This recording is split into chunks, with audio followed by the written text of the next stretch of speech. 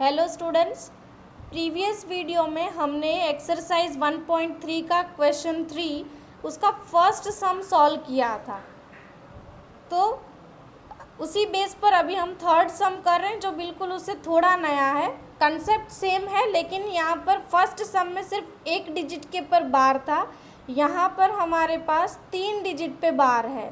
तो आइए इसको हम समझते हैं। क्वेश्चन वापस से मैं थोड़ा ओरली रिपीट कर दे रही हूँ। अब यहाँ पर आपको ये जो डेसिमल एक्सपांशन दिया हुआ है इसको आपको p/q फॉर्म में एक्सप्रेस करना है और हमारे p/q क्या होने चाहिए, इंटीजर्स होने चाहिए और q है वो 0 के बराबर नहीं होना चाहिए। स्टूडेंट सेकेंड सम आपको होमवर्क में करना होगा क्योंकि वही कंसेप्ट के रिलेटेड ये सम है। सिर्फ मैं अभी थर्ड सम एक्सप्लेन करूँगी।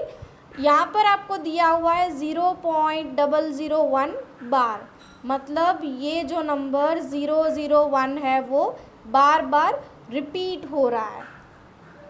ओके, तो हम यहाँ पर इसको लेट कर देते हैं।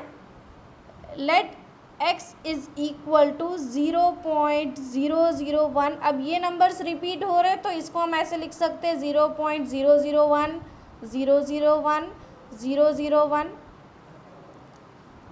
इसका मतलब हमारा x क्या हो जाएगा 0.001 001 001। ये नंबर क्या है, नॉन टर्मिनेटिंग रिकरिंग नंबर है।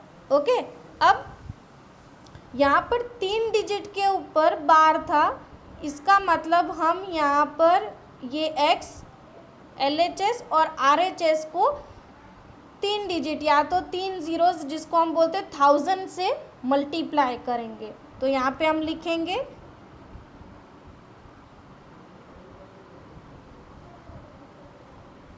Multiply 1000 by both the sides. Now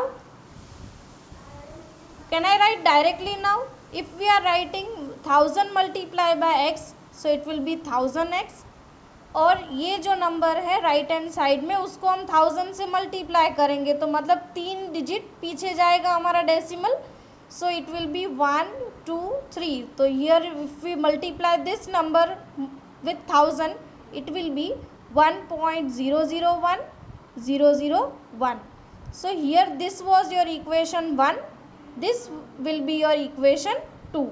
Now we will subtract equation 1 from equation 2।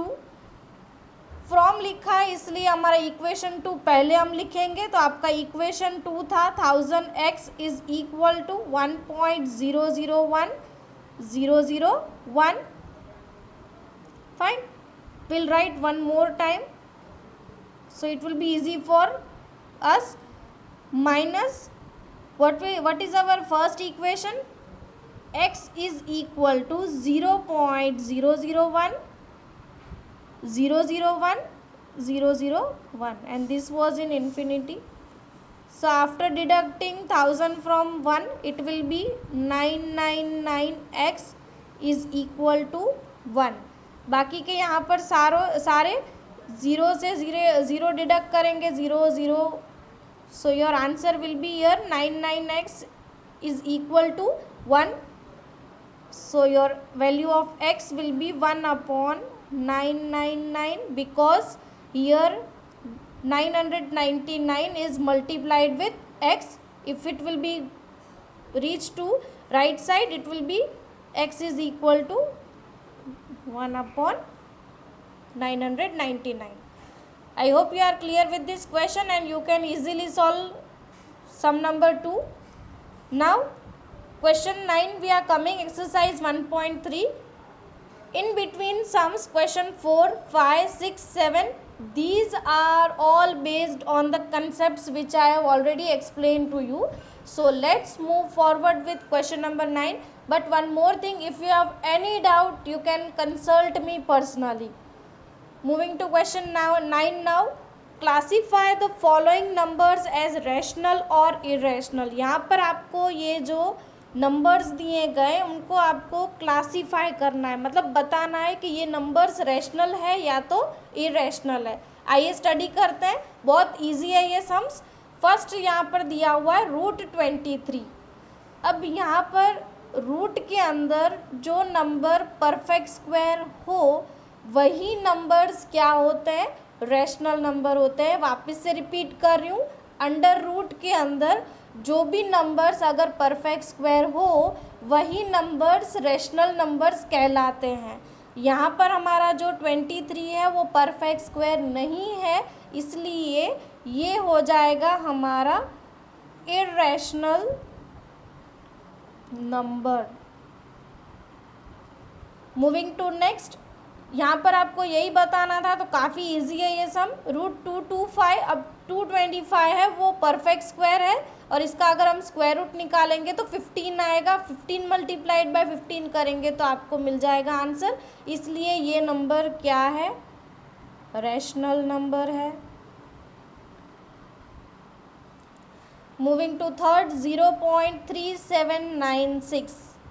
अब अगर इस सम का नेचर देखें तो ये नंबर है टर्मिनेटिंग, जिसका फिक्स पॉइंट, जिसका जो क्वोशंट है वो फिक्स है। और ये हमने प्रीवियस वीडियो में भी स्टडी किया था दैट जिनका फ्यू स्टेप्स के बाद रिमाइंडर 0 आ जाता है वो नंबर टर्मिनेटिंग होता है, और इसका क्वोशंट ये है जो फाइनाइट होता है। वो मैंने प्रीवियस वीडियो में डिस्कस कर लिया था, अगर जिनको भी ये क्लियर नहीं हो रहा है वो वापस से वो वीडियो देख सकते हैं। तो अगर ऐसे टर्मिनेटिंग नंबर होते हैं वो नंबर हमेशा रैशनल नंबर होते हैं। या तो अगर इसका मैं एग्जांपल दूँ तो इसको हम लिख भी सकते हैं p/q फॉर्म में, क्योंकि हमको बताना है रैशनल है या इरेशनल। और हम जानते हैं रैशनल नंबर को क्या बोलते हैं, जो नंबर्स को हम p/q फॉर्म में एक्सप्रेस कर सकते हैं। तो इस नंबर को हम कर सकते हैं 3796 डिवाइडेड बाय 10,000। सो ये नंबर क्या है, रैशनल नंबर है। Moving to the next, 7.478478। अब यहाँ पे आप देख पा रहे हो डेसिमल के बाद 478 रिपीट हो रहा है, मतलब ये नंबर कैसा है, नॉन टर्मिनेटिंग रिकरिंग है। और हम जानते हैं अब नॉन टर्मिनेटिंग क्यों, क्योंकि ये नंबर रिपीट हो रहा है और इन्फिनाइट है, तो हम जानते हैं कि नॉन टर्मिनेटिंग रिकरिंग नंबर भी रैशनल नंबर कहलाता है। इसका रीज़न मैं आपको बता रही हूँ। अब ये नंबर यहाँ पर कौन से रिपीट हो रहे थे, 478 ही रिपीट हो रहे थे, तो मैं इसको ऐसे लिख सकती हूँ 7.478 बार।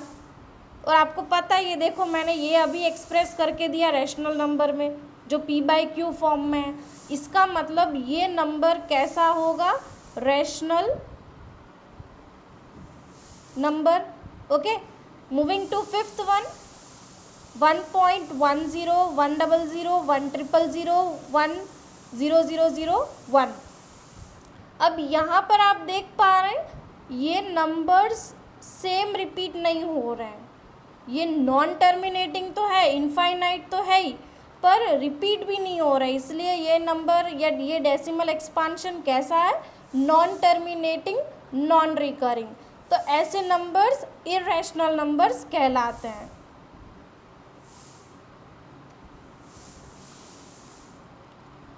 So I hope you are clear with the video.